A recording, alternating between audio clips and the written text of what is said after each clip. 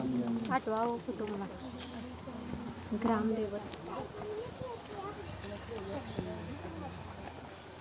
हे ग्रामदेवताचं मंदिर आहे. पूर्वी धार्मिक संस्था गाव नियंत्रित करीत असत. गावातील गावकरी येथे एकत्र येत असत. गावात जर 2 व्यक्तींची भांडणे झाली तर संपूर्ण गाव येथे एकत्र येऊन गाव प्रमुख त्यांच्या समोर न्यायदान करीत असत. आणि एक महत्त्वाचं वैशिष्ट्य म्हणजे जगभर अशी प्रथा आहे की प्रत्येक जाती धर्माचे लोक आपापल्या देवाकडे जातात आणि देवाचे दर्शन घेतात. आपण कोकणी माणसं सुद्धा वर्षभर देवळात जाऊन देवाचे दर्शन घेतो. आणि इथे जेव्हा शिमग्याचा सण येतो तेव्हा हा देव या पालखीमध्ये बसवून प्रत्येकाच्या घरोघरी नेला जातो. म्हणजे कोकणी माणूस आणि देव यांचं नातं इतक्या जवळच आहे की आपलं एकमेकांकडे येणं जातं. या देवीचं नाव वाघजाई आहे. आम्ही हे नाव जाणीवपूर्वक ठेवतो, कारण असं म्हणतात की ज्या निसर्गामध्ये वाघ आहे तो निसर्ग समृद्ध आहे. 500 वर्षापूर्वीचा निसर्ग सुद्धा असंच समृद्ध होतो. त्याला आमच्या भावविश्वामध्ये दैवत्वाचं स्थान.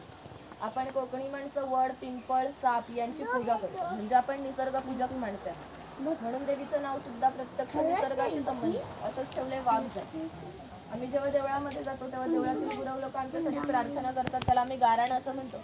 आपण तुमच्यासाठी सुद्धा ते गाराणं घालूया. हात जोडून उभे राहा.